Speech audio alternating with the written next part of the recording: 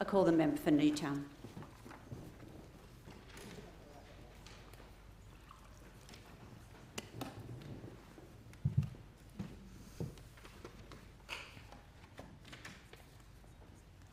Thank you, Madam Speaker.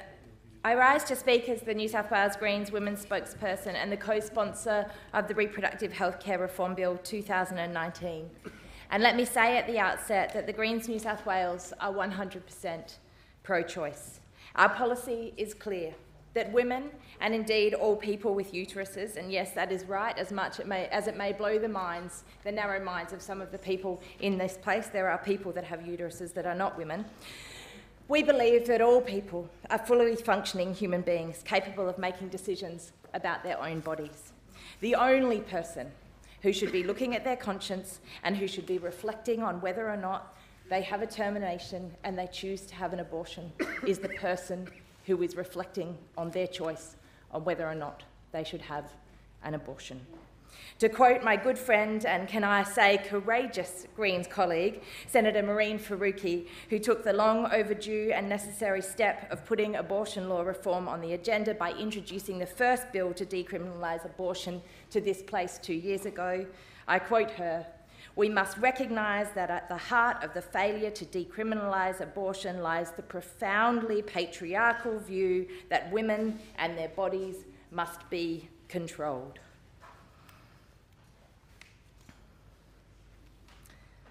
We don't talk enough about women's health, reproductive health, maternal health. It is still the norm for people to lower their voices when talking about periods or tampons or contraception or childbirth.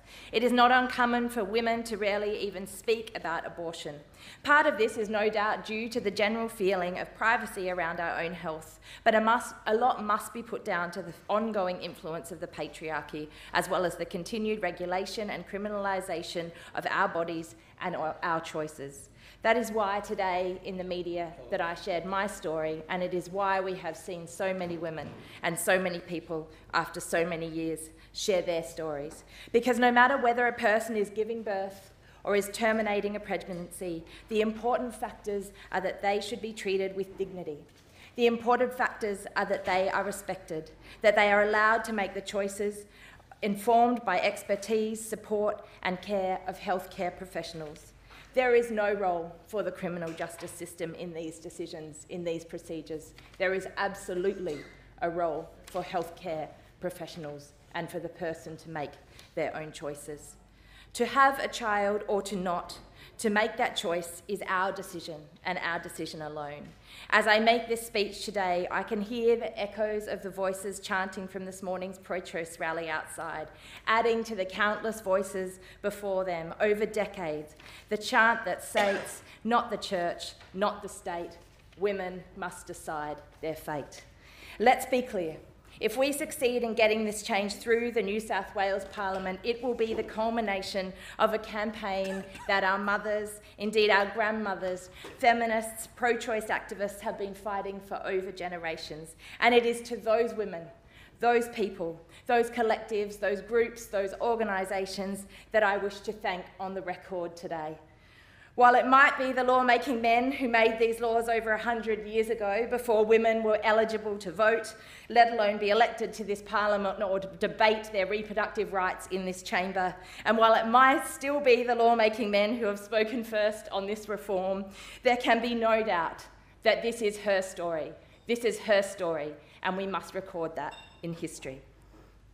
To the New South Wales Pro-Choice Alliance, Wendy McCarthy and the powerful women and powerful 90-plus organisations that have come together on behalf of so many of us that are pro-choice, and all of us that have a uterus, I believe that we should be able to say to you, thank you.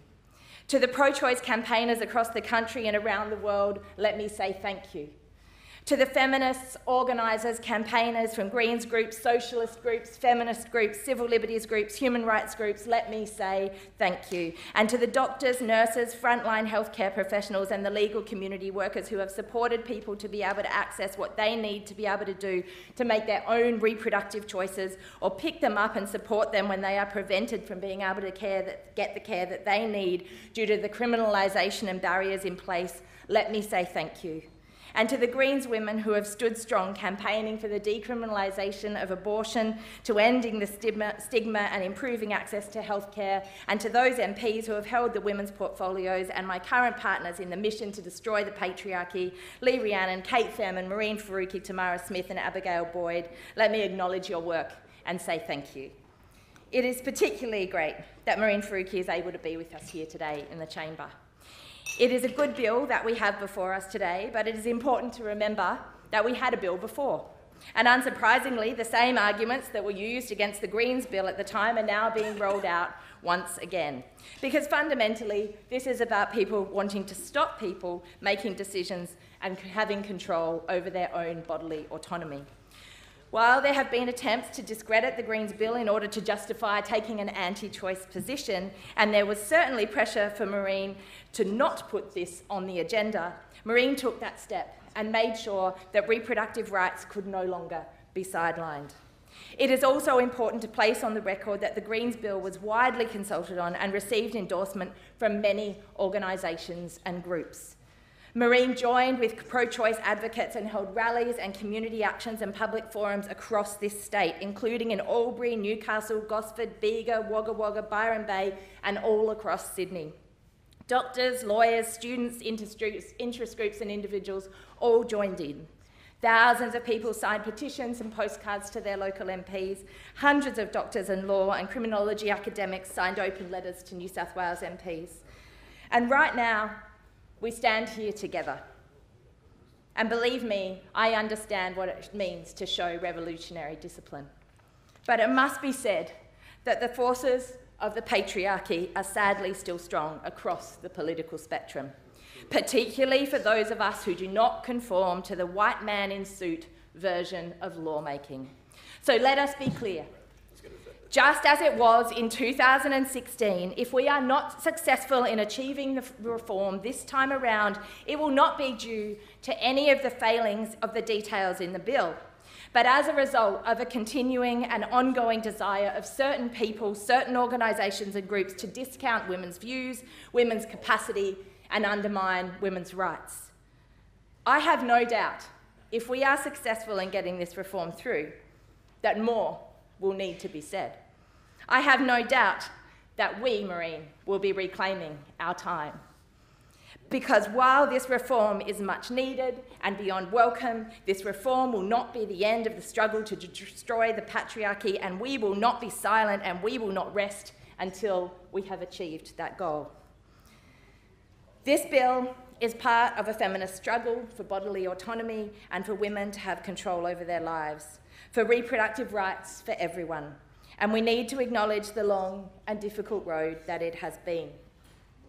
Former Greens MLC Sylvia Hale remembers back in 1963 earning the approval of the late Julia Freebury, the Sydney organiser of the Abortion Law Reform Association and a principal activist in the campaign for reform in the 1960s and beyond.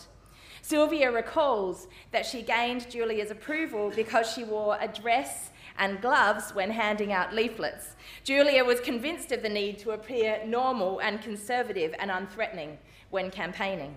Both the Women's Electoral Lobby and the Women's Abortion Action Campaign formed in 1972 in Sydney, with the latter having the 5 objectives of abortion being a woman's right to choose, repealing of all abortion laws, free safe abortion on demand, free safe contraception on demand, and no forced sterilisation. And as we are here in this chamber today, I love to imagine the Wendy Bacon of the 1970s just down the road at Australia Square, standing on top of the tallest building in Sydney with her friend and activist feminist Liz Fell, throwing down thousands of leaflets on pro-abortion leaflets from the rooftops. Thank you for being here, Wendy, as well. 35 years ago, in October 1984, the first aim on the Greens New South Wales election platform, just after the party was formed under the heading Social Freedom and Democracy, read, "For women, the right to reproductive freedom and unrestricted right to economic independence as part of a process of breaking down hierarchical structures and beginning to reorder values by eliminating the division between the public and the private domain." From its formation in 1984, The Greens New South Wales have been the only significant Australian political party to not only advocate the right of women to determine their reproductive destiny, but also to refuse to concede a conscience vote to its elected representatives. 15 years ago, in August 2004, I joined Greens Senator Kerry Nettle and other activists to leave piles of coat hangers with pro-choice messages on them outside of the then Health Minister Tony Abbott's office to express our support for women and pro-choice. As we are seeing right now around the globe, attempts to wind back our reproductive choices are never ending. It was during the first term of the Howard government that a deal was done with the DLP Senator Brian Harradine, who supported the government's plans to privatise Telstra in return for restricting access to medical termination drugs such as RU486.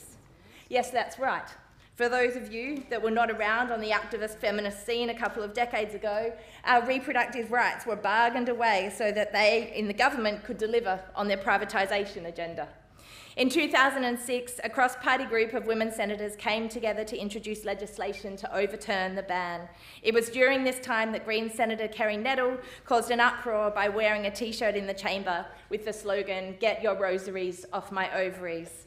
My shirt, hand-embroidered from a constituent of Newtown, gives a nod to that part of the Greens activist tradition in Parliament today. I stand here as one of 15 co-sponsors of this bill, and I pay tribute to each and every one of those co-sponsors for the work that they have done and the people in their offices who have also done that work, for what has been a tireless effort, both publicly and privately behind the scenes, to get us to the point where we are today. The work has been done and will continue to be done in the coming days and weeks to get through this monumental task. So to them, I all say thank you. This collaborative approach seems fitting, and it reflects the approach taken by the New South Wales Pro-Choice Alliance and the collectives formed by previous organisations and groups to advance this change. It also seems fitting given the overwhelming public support for this reform. The vast majority of people, over 70%, support the right to choose. People in rural areas are even more strongly in support than their urban cousins. They understand more than anyone the barriers to access. The public position on the need to ensure safe access to abortion is clear, and it has been clear for a long time. This is yet another example of where the community leads, and the Parliament, well, let's hope the Parliament will follow.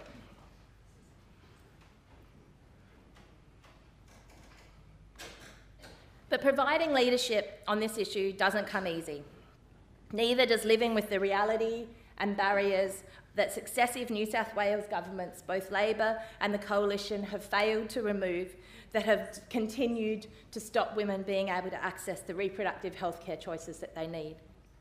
The real-world impacts of this has been significant. For many of us, so many of us, this isn't just political, it's personal. It is really personal. And today I shared my story of the medical termination that I had when I was 20 years old with the public health system in London when I was travelling, because I felt that it was important to join the voices of the people that feel the need to share their stories, to tell the stories, to say that these are choices that we need to make. And I recognise and acknowledge that I was in a privileged position. I was one of the lucky ones. I was free to make the choices that were right for me, with the privilege of the access to the healthcare and the support that I needed to be able to make the right choices that worked for me. Sadly though, in the 100-year life of Part 3, Division 12 of the Crimes Act in New South Wales, the lives of so many other women have been adversely and very tragically impacted. The ones who sought so-called backyard abortions and died of complications. The ones who experienced forced pregnancies and struggled in poverty to raise their children. The ones who lost the children they were forced to have as they were considered unfit mothers. And the rural women and regional and remote women who had to travel such vast distances and put their lives at risk. And with every day and every year and every decade that has passed with these barriers in place, countless other women have had to recount their stories, to share their experiences, to reveal the details of their personal choices, to be able to add weight and truth and power and strength to the argument that when you criminalise our reproductive choices, you prevent us from accessing the healthcare that we need, and you cause us harm. You disrespect us, you treat us as second-class citizens, and you do not treat us as equals. And we say to you that we have had enough.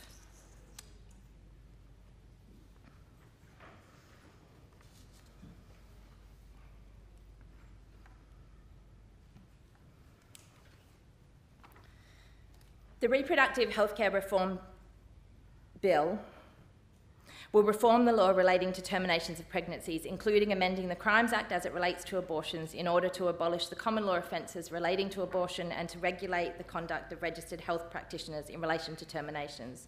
The new Act will set out that a person who is a medical practitioner may perform a termination on a person who is not more than 22 weeks pregnant.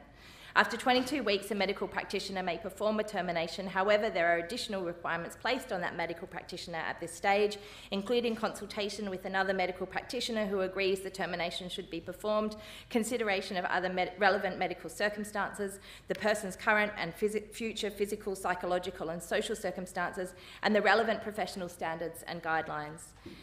These additional considerations do not apply in emergency situations where the person's life or the life of another fetus is at risk. Let's be clear. The insertion of these additional requirements are not necessary for a women's rights perspective, from a reproductive rights perspective, or from a human rights perspective. As the Women's Abortion Action Campaign made it very clear a long time ago now, we need a repeal, not a reform. That said, I'm not going to stand here and let the perfect be the enemy of the good. We clearly need this reform, and we need this bill to pass today. But right now, before us, with this bill, we need to acknowledge that there is part of us that doesn't celebrate. We need to acknowledge that actually, I'm going to be honest, and I'm going to take strength from Tatiana Fazlid-Lizardi, I don't feel like smiling about it. I don't feel like being thankful or grateful for the fact that I am just being afforded what are my rights. As a feminist and as a person with a uterus who has had an abortion and given birth to a daughter, I am outraged and offended, and I am hurt. I am outraged that it has taken this long, and offended that there are still so many men who believe that they have the right to make laws that dictate what we do with our bodies, who try and control and regulate our choices, and that hurt. I am so sick of the hurt that people think that they can impose on us with so much disgusting, hate-filled visual and verbal violence towards those of us who hold completely unradical positions, that a medical procedure is best handled by health professionals, and that the person who is having that procedure should be the one making that decision, not the criminal justice system. The sound of men arguing over our personal reproductive health choices hurts my ears, and it offends my very core. I have one simple message. If you don't like abortions, don't have an abortion, but do not prevent other people from accessing the healthcare that they need and choose to have. At long last, we appear to be on the brink of decriminalising abortion, but this legislative change cannot be an end to the collective work to women and all people to have access to safe, free, legal reproductive health care and procedures when they require it. Just as Wendy McCarthy did back in the early 70s, when Wendy was one of 80 women who took a full-page ad out in the newspaper making it public that they had had an abortion. As Wendy explained in an article about this act last week, we wanted to provoke the cops because we thought if it is illegal and they're going to get poor women for this, why don't they come for us? Today, we must acknowledge that this inequity continues. For Aboriginal women, for women from culturally and linguistically diverse backgrounds, it continues because of a lack of education and an ongoing stigma connected to the idea of someone having an abortion. The inequity is stark for those living in remote, rural and regional communities without access to health services and with limited access, who cannot access termination services because they're not available in public clinics and hospitals. The open letter co-signed by health practitioners in Wodonga, including GP and Greens Deputy Mayor of Albury, Amanda Cohn, urged support for this reform when they wrote, "We ask that you similarly allow colleagues and our patients the freedom to make these choices safely in their own communities without the fear of prosecution. Removing abortion from the Crimes Act means it can be part of our public healthcare system, not part of our criminal justice system. Improving funding for women's health services in regional centres and rural towns, and ensuring communication and support for diverse communities in New South Wales will be an essential follow-up to this bill if it is finally passed into law. 2 years ago, when Maureen Faruqi introduced the Greens Bill to the upper house of the New South Wales Parliament to decriminalise abortion, the member of the government who spoke against the bill cited at length an article by Dr. Kate Gleeson of Macquarie Law School, using her words to assist in his justification for objecting to the bill, a bill that could have been passed and provided women unchallenged access to healthcare for the past 2 years, had it been supported then. In the interest of ensuring that what we are telling today is her story, and now that the stigma of criminality looks like it might finally be revoked for women's healthcare once and for all, I look forward to that member in the other place and all members of the government continuing to show leadership in this area and to continue to learn from my good friend and long-time Newtown resident, Dr. Kate Gleeson, who joins us today, when she writes, and I quote, "A long-standing lack of political leadership around abortion has meant that the private health sector has been left to carry the majority load in providing women their reproductive rights. As a result, these rights are realised much more readily in cities than in the towns, and they would appear to depend not only on the flavour of the local law, but also on the personal commitment of a decreasing pool of doctors and ultimately on the prevailing market conditions of the day." End quote. It's time to get this done, but it's also time to make sure that if it is done, that we work together to reduce the barriers to access, cost, distance, language and misinformation, so we no longer have to lower our voices when we talk about our healthcare, when we no longer have to lower our voices when we talk about accessing reproductive rights. I commend and thank everyone who has taken action to support the decriminalisation of abortion over decades. I commend the bill and offer the Greens support to finally get this done.